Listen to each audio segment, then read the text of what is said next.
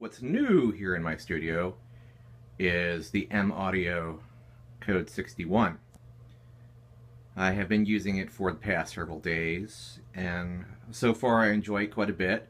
There are a few, small caveats that are a little naggy, but nothing that I think is a killer as far as sending it back or anything like that. Now, the keys themselves are rather nice. They are the waterfall style keys that you would typically find on a piano, and they are very, very nice and solid. They don't feel cheap. They feel good. They're probably some of the best keys that I've actually felt on a MIDI controller of this price range. So if that's something that you find a drawback to a lot of the MIDI controllers that are out there, that you don't like the feel of cheap keys. These aren't, I don't think they're listed as semi-weighted, but they feel a bit semi-weighted. They do feel like they have some weight to them. Now, Aftertouch is actually pretty nice on this. I'm not a huge user of Aftertouch, but this one works pretty well on the Code series.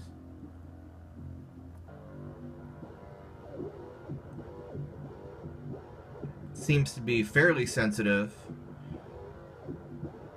I've played some other keyboards where the Aftertouch was either too sensitive or not sensitive enough. This actually seems to be somewhat in the middle, and it seems like it could be fairly useful for me, but as I said, I haven't been a big user of Aftertouch in the past. In the past, I haven't been a very heavy user of these drum pad, finger pad sort of things. I've had in the past, one of the mini Korg series units, but I never really used it that much. Having these pads here on the Code series is really cool. I'm not entirely sure how I will use them, but they definitely feel much better than most controllers that I've personally laid my hands on.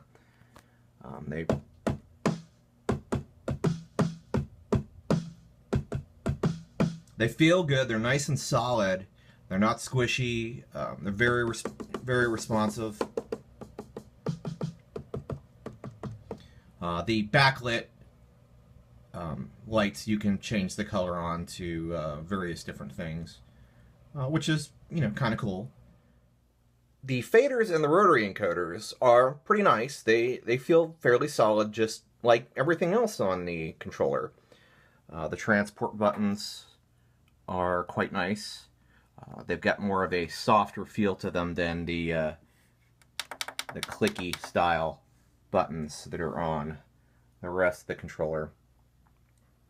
Now, getting them to work with your DAW, as far as the faders, controlling the faders in your DAW and the encoders, doing panning, etc., as well as the transport working.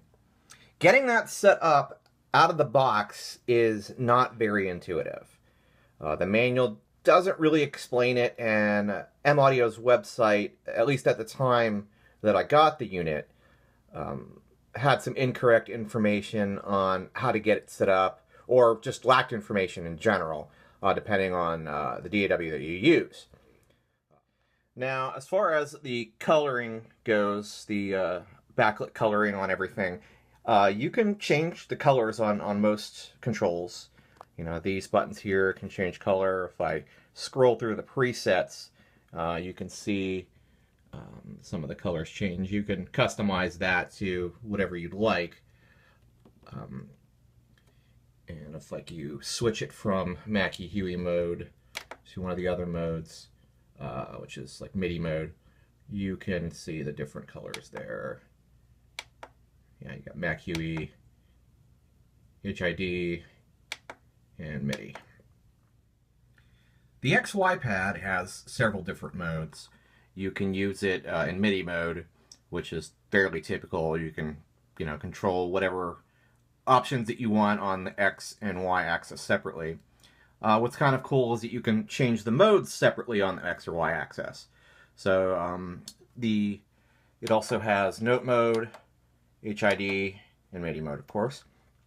Note mode works a little bit like a chaos pad, where that if you move your finger along the pad, you know, you go up and down the scale of the keyboard, which is kind of cool. I'm not entirely sure if I will use that, but having it there is kind of nifty.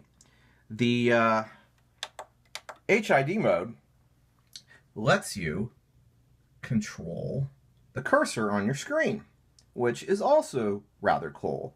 But I'll show you here in a second that it's not something I'd exactly rely on. Now, as you can see, here's my screen. We have Reason here. And I'm moving my finger across the pad, and the cursor doesn't travel all that far. I'm sure it'd work in a pinch in certain situations if you really needed that, but it's not exactly something I personally would rely on.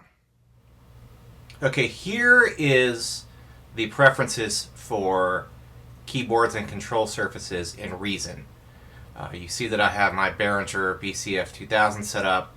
You see a Mackie Control, and you see this other generic keyboard sort of set up. Now, to get the code series to work as far as your faders and all that go inside of Reason, you have to set it up as a Mackie Control unit, and you need to make sure that you select Mackie Huey for the input and output, and that will set things up properly so that you can use the transport and the faders, etc. in Reason. Now, to be able to use the keyboard itself, you have to actually set up a separate configuration to be able to use the keys. Right now, there is not any current file for the remote setup just for the code series. I imagine that that will probably come out sometime in the future, but right now, as it stands, there is not, it doesn't have its own. Like if I go to Add and you go to M Audio, you're not going to see the code series listed under the models. And I've tried some of the previous ones, the Axioms and the Axiom Pro, and they just really didn't work. And according to M Audio's support, this is the current proper way to get things working in Reason. Now, getting things set up in Logic is kind of similar to how things are set up in Reason. If you go to your control surface setup, right now you can see I have a Logic control and a Mackie control. The Logic control is my BCF 2000. The Mackie Control is for the code series. To get things set up properly, you need to, if I go to open up the install window, you need to set up this one here, which is Mackie Designs, Mackie Control, Logic Control. And these are the various settings that you have to get it working. Again, you need to make sure the input and output, go to Mackie Huey. The other thing that I found with Logic is that if you have two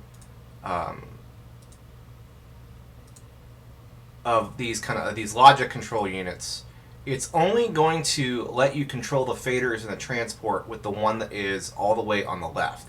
If you want to, if you have multiple ones set up.